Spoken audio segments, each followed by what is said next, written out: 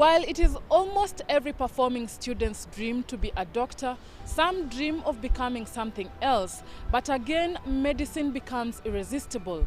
On Doctor's Diary, we bring you one such story. My name is Dr. Patrick Mbuthia, a urologic surgeon. This is the story of Dr. Patrick Mbuthia, who first wanted to be an architect, pursuing the course for a year. But as he would later come to learn, medicine was his calling. If you like it, you will be able to withstand the long nights. You'll be able to withstand the long days, the long hours of literally standing on your feet, especially in surgical work. Because sometimes you have, surgeries that last as long as 5-6 hours. But you need to have that stamina.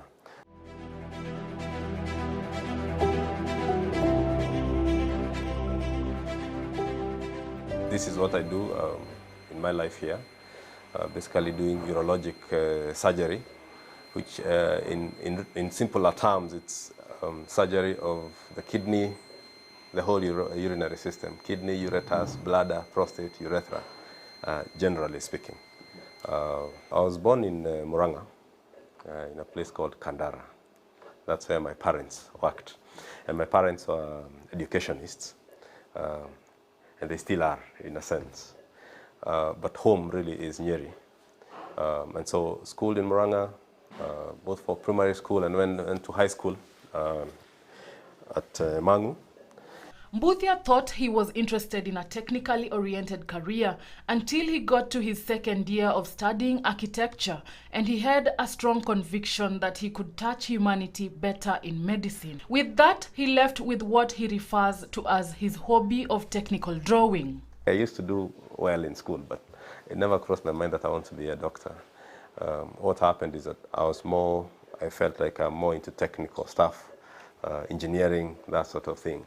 And indeed, when I went to University of Nairobi, the first year, I was actually doing architecture. So I spent a whole year in the School of Architecture, finished first year. Then towards the end of that year, I started feeling like my calling was different. I still loved architecture, but I felt like I was called to something different.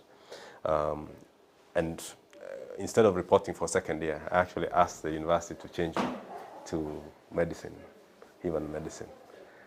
For those who've been there, it's not easy to just do a switch. And so after some process, with the university administration, I ended up in medical school. So I actually started medicine when my colleagues, who we had reported with earlier, were going to third year. But thank God, I finished undergraduate. During his time in medical school, Mbuthia's vision became clearer as he began to enjoy medicine and everything to do with it. It was so clear to me that whatever specialty I was going to take, it was going to be something that involved use of my hands. And so it was not a wonder that after coming to Nyeri as an intern, as a medical officer, I went back to the University of Nairobi again and did a master's in general surgery, after which I was posted to Loitoktok and came back to Mokoroini. It was while I was doing general surgery that it dawned on me that urology was a big field, had a very big need, especially in our region and indeed in the country. I think at the time I was deciding to do urology, there were perhaps 30-odd urologists in the country. And so you can imagine that is a urologist per million people here. So that's why I did medicine and went on to do something that involved use of my hands, which is surgery. And I wanted to do urology because I felt there was a good need.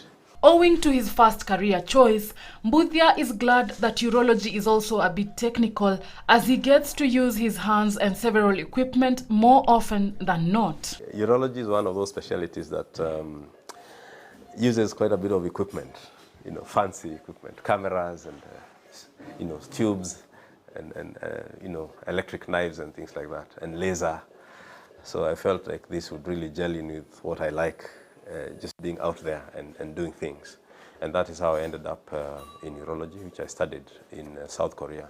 He chose to work in a rural setting so that he could help elderly people who, according to his research, are more prone to urological conditions. Urology, even though it cuts across the whole age group, there's a lot of work that you do with elderly patients, specifically elderly men, because of prostate disease of various kinds. And I felt, where is the elderly population? It's in Mashinani. Yeah. And so I came back and gladly wanted to work in the rural areas. But it was clear to me that working in a rural area does not mean you give them less than they would get in an urban setting, or indeed in a country, an advanced country. And I had, enjoyed seeing what advanced medicine looked like. And I was more than happy to come and, start somewhere and deliver the same in our region here in Nyeri. His career in medicine spans over 16 years. He started off in 2004 as an intern in Nyeri and later on worked for the government for 14 years before he went into private practice. For general surgery, I practiced obviously from 2012 up to about 2016. And then since 2016 up to now, I'm more doing urologic work. Obviously, surgery requires a doctor who likes working with his hands or her hands, because there is a bit of coordination, eye, arms and hands, and sometimes feet coordination. So if you like that kind of thing, you get to enjoy the work. That's one. Two, by just being in a rural setup, you actually feel that you're touching many lives, which is pretty much fulfilling, to touch lives, to meet patients in town, and they remind you, oh, my name is so-and-so, you did something to help me 2-3 years ago. So it's very fulfilling to be able to be doing what you like, and ultimately it's not even about the money or anything. It's really about touching people's lives. And urology in particular, as I mentioned, even though I work a lot with older men, there are other conditions that I am able to assist in, from children to ladies, to young men and so on. So you sort of are able to touch the whole population.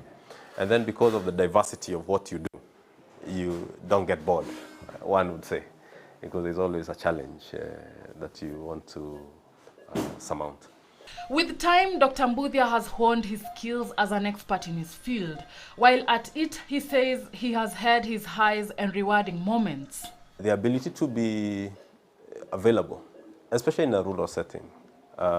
It's not as rural as I'm probably making it sound, but some people may not believe the kind of work that is done, in a place like Nyeri.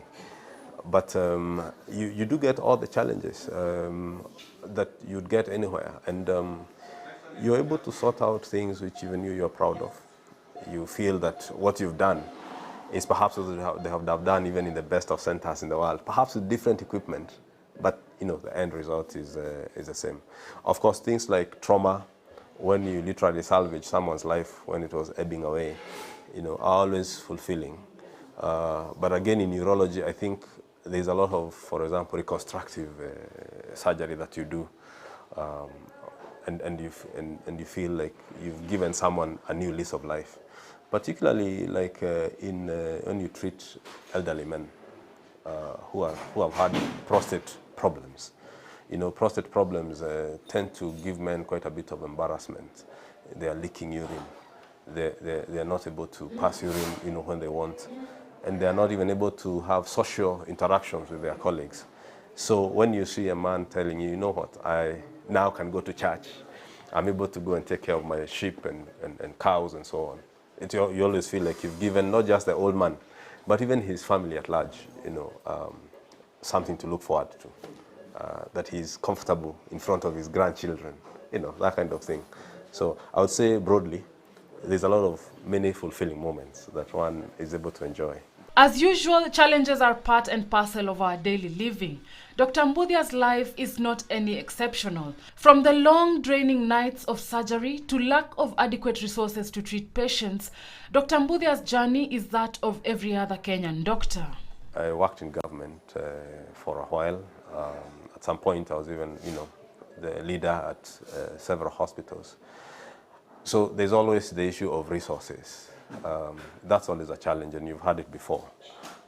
I do think that with better planning and better governance, we probably should not be having some of these things. But be that as it may, I don't think there's any country, any place where you have all the resources you need for a particular job. So there's challenges of having to make do with sometimes innovation, having to twitch certain things, as long as you know what your goal is and where the end. But certainly, if your attitude is right, despite the challenges, you should be able to, deliver substantially good medical care to the population.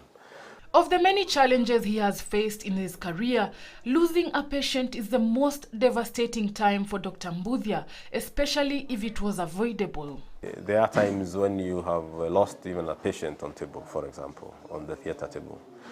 You always feel like maybe if there was better emergency services, the patient may have arrived earlier. If you had better blood transfusion services, then you don't need to struggle getting a pint or two for a patient who's really, bled out there. So those moments make you feel a little uneasy, knowing that, with good planning, things like blood transfusion services should really be something. Because I always say, every person walking around has 5 liters, which they could donate some.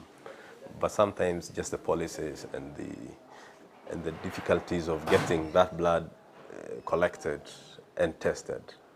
Things which you should be able to do very easily, locally. They have been made very complicated by certain policies, which I hope will change. And those are moments you feel, like you have needlessly lost somebody when you could have done something. Mbuthia feels that as a country we are lagging behind when it comes to healthcare, but according to him, we can do better with the right mindset and leadership. The kind of training that we have in this country, with the kind of personnel we have in this country, is just an issue of organizing ourselves and making sure that policies are friendly to healthcare. And obviously, there are people who've written many papers. There's a lot of discussions at government and private institutions. I think we have the solutions, at least in the mind. The issue that remains is how do we, in a pragmatic way, bring those to bear, properly on our healthcare system. So obviously, we've had challenges with the devolution, has had its ups, its downs. But I believe if as a country we take it upon ourselves to really love our people and do what God has called us to, we can definitely be on top there in terms of delivering healthcare. The fact that Dr. Mbuthia's wife is in the same profession does not make it any easier for them as a family. But as he puts it, they have learned to understand each other to make it work. The nature of medicine and subspecialty, you have to train sometimes away from family. Those are things you have to grapple with. How do you go away for a year or 2 years? That kind of thing. I think as long as you both understand what your work entails, you both understand that because of the nature of medicine and the need to train, perhaps here and abroad, there will come a time when you'll be away from each other. So I had my turn of going outside the country, and she took care of the home and the children. I came back, and she soon went away again to India.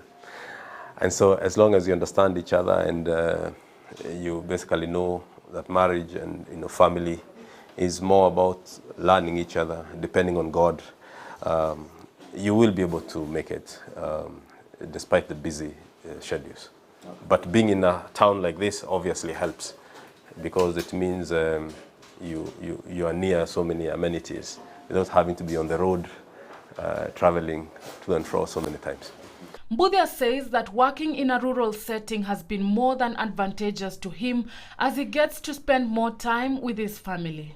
I'm happy with my family, having what we'd call a nice life, slow, get to achieve a lot. You get to enjoy a serene lifestyle here. Your children are in a school that is very near. You actually get to drop them in school every day, even though you're a busy doctor. Yeah, and of course we live here with my wife, who is an oncologist, and my three children. When he is not busy providing care for the organs and issues of the urinary tract or spending time with his family, you will find Dr. Mbuthia playing golf or just taking it easy. There's more to life than just career. Yeah. So for me particularly, and that's why I would encourage a lot of my younger colleagues to, seriously consider smaller towns. You probably will be able to do your hobbies. You'll be able to get involved in other things other than careers, because work per se can be a bit draining. So you need to be able to unwind in other places. And so here in Nyeri, we are able to play some golf, maybe.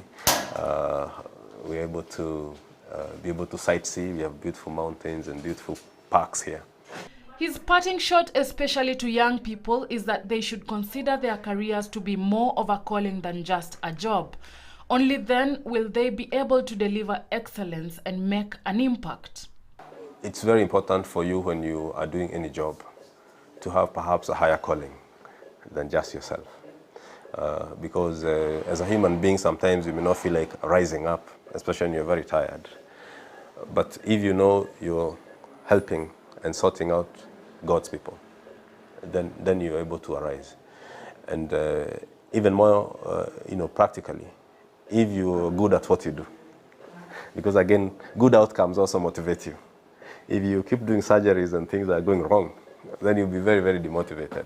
So it's upon everybody who is in whatever discipline, whether in the sciences, in the arts, and so on. Just try and be as good in what you do as possible. Then you'll find your work enjoyable.